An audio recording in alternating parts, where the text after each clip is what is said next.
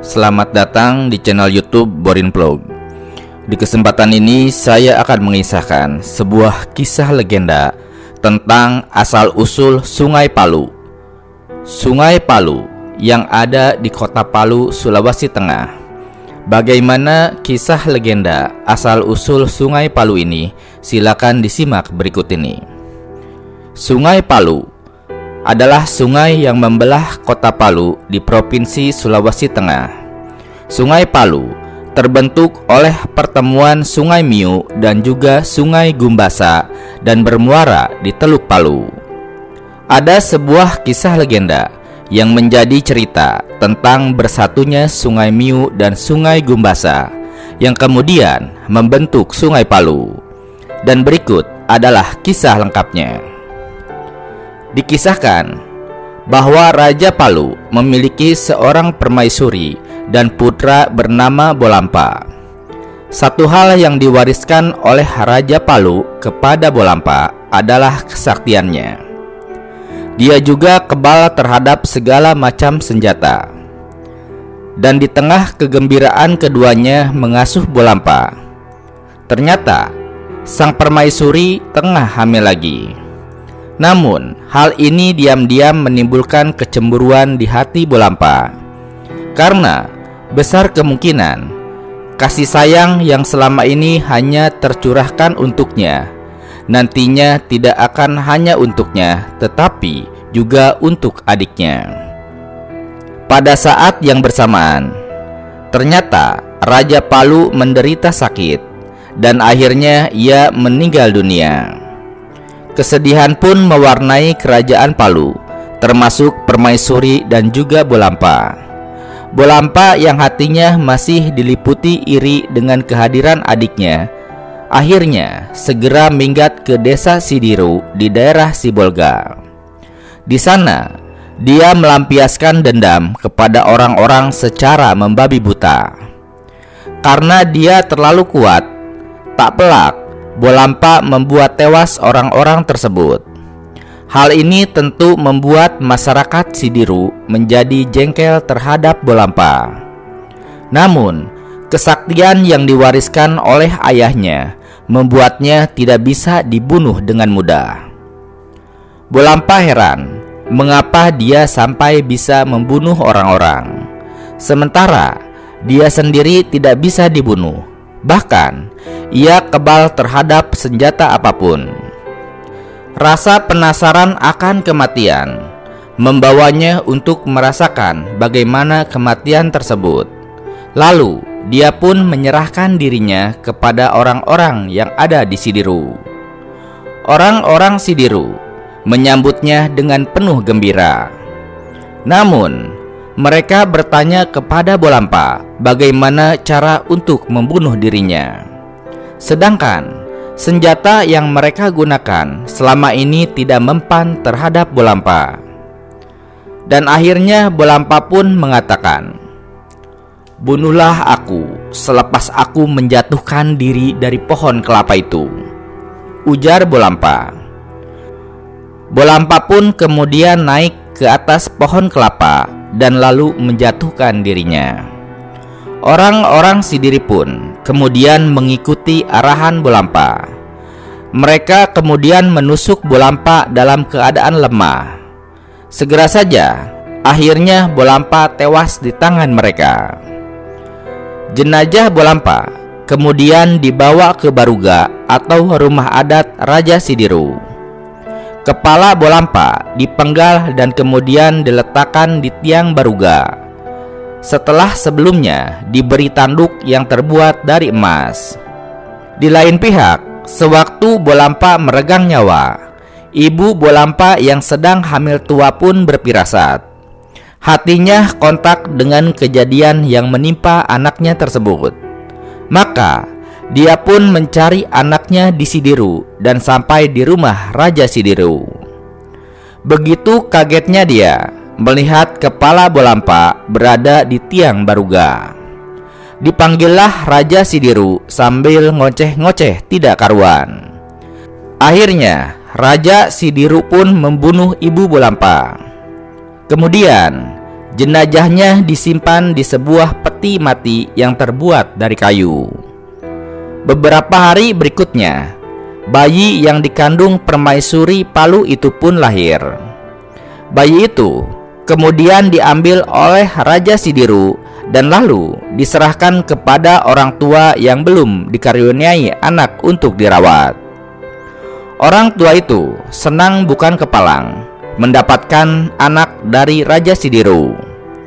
Mereka pun merawat dan mendidik anak titipan itu dengan sangat baik, dan kemudian memberi nama Tupun Jagu.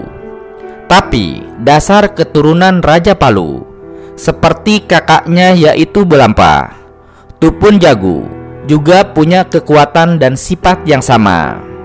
Setelah dewasa, Tupun Jagu sering membunuh teman-temannya. Kedua orang tua yang semakin renta itu segera menceritakan semuanya tentang asal-usul Tupun Jagu. Dipanggilnya Tupun Jagu untuk diceritakan asal-usulnya. "Nak, kemarilah, Bapak mau cerita sesuatu kepada kamu." "Ada apa, Bapak?" ujar Tupun Jagu balik bertanya. "Apa kau pernah lihat tengkorak yang terpancang di tiang baruga Raja Sidiruna?" tanya bapak angkatnya. "Ya, saya pernah melihatnya, Bapak," jawab Tupun Jagu. "Itu adalah abang kau, Nak," tunjuk bapak angkatnya. Dan kemudian diceritakanlah secara rinci mengenai Bolampa, ibunya, dan juga Tupun Jagu sendiri. "Oh, jadi yang membunuh ibu dan kakakku adalah Raja Sindiru?" tanya Tupun Jagu dengan penuh dendam. Dendam kesumat yang kemudian bergumul di hati Tupun Jagu. Setelah hari itu, seiring berjalannya waktu, 9 tahun berikutnya, Raja Sidiru mengadakan pesta. Kesempatan ini tidak disia-siakan Tupun Jagu. Tupun Jagu yang masih memendam rasa dendam kepada Raja Sidiru. Dia datang ke pesta itu dan kemudian mengajak putri semata wayang Raja Sidiru untuk menari Raigo. Beberapa saat menari, tiba-tiba Tupun Jagu menarik parangnya dan lalu menebas leher putri Raja Sidiru sampai pisah dari badannya. Tupun Jagu juga mengambil kepala itu dan lalu berlari dengan cepat ke arah Palu. Sesampainya di Palu, dia menancapkan kepala putri Raja Sidiru di tiang baruga yang ada di Palu. Hal ini dilakukan sebagai pembalasan dendamnya kepada Raja Sidiru. Di lain pihak, Raja Sidiru segera mengumpulkan orang-orangnya untuk melakukan balas dendam. Namun, seorang penasehat memberikan saran yang lebih bijaksana. "Dulu ketika Bolampa dan ibunya kita bunuh, tidak ada orang Palu yang datang ke Sidiru. Lebih baik kita buat jarak saja dengan Palu, supaya Tupun Jagu tidak datang lagi ke sini. Lagi pula, supaya tidak terjadi pertumpahan darah yang lebih besar, tuanku," ujar sang penasehat kepada Raja Sidiru. "Bagaimana caranya?" tanya Raja Sidiru. "Dengan menyatukan Sungai Mui dan Sungai Gumasa," ujar penasehat memberikan idenya. Usul ini kemudian diterima oleh Raja Sidiru yang langsung memerintahkan rakyat untuk menyatukan kedua sungai tersebut. Setelah beberapa bulan bekerja, akhirnya kedua sungai itu pun menyatu. Dan sejak saat itu, Tupun Jagu pun tidak pernah kembali lagi ke Sidiru. Kini kita mengenal sungai yang bersatu tersebut dengan nama Sungai Palu. Demikianlah cerita rakyat Sulawesi tentang asal-usul Sungai Palu. Dan terlepas dari kisah legendanya, faktanya Sungai Palu memang terbentuk oleh pertemuan antara Sungai Miu dan juga Sungai Gumbasa, dan lalu bermuara di Teluk Palu. Sungai Palu memiliki panjang 90 km. Sungai ini berhulu di Pegunungan Kulawi di Kabupaten Sigi. Luas daerah aliran atau das Palu adalah 3070 km persegi dengan banyak anak sungai diantaranya adalah Sungai Gumbasa, Sungai Larono, Sungai Sangkulera, Sungai Saluki, Sungai Saluri, Sungai Wuno, dan Sungai Lewara. Lebih lanjut, di Sungai Palu juga ada mitos terkait dengan buaya jadi-jadian yang konon adalah jelmaan dari leluhur. Ya, Sungai Palu menyimpan banyak cerita tentang buaya muara yang dipercaya oleh masyarakat Palu kalau itu bukan sekedar buaya biasa. Masyarakat menganggap bahwa buaya di Sungai Palu bukan hewan biasa, melainkan jelmaan leluhur seperti yang diceritakan orang tua pada zaman dahulu kala. Masyarakat percaya jika buaya yang ada di Sungai Palu diganggu, maka orang itu akan mendapat bencana dan juga masalah. Hal ini diyakini benar oleh masyarakat yang tinggal di sekitar Sungai Palu. Dan inilah alasan mengapa mereka tidak pernah menangkap buaya yang ada di Sungai Palu tersebut. Sejak tahun 1987, keberadaan buaya di Sungai Palu mulai berkembang biak. Masyarakat tidak pernah dihebohkan dengan kejadian buaya yang menyerang manusia ataupun memakan manusia.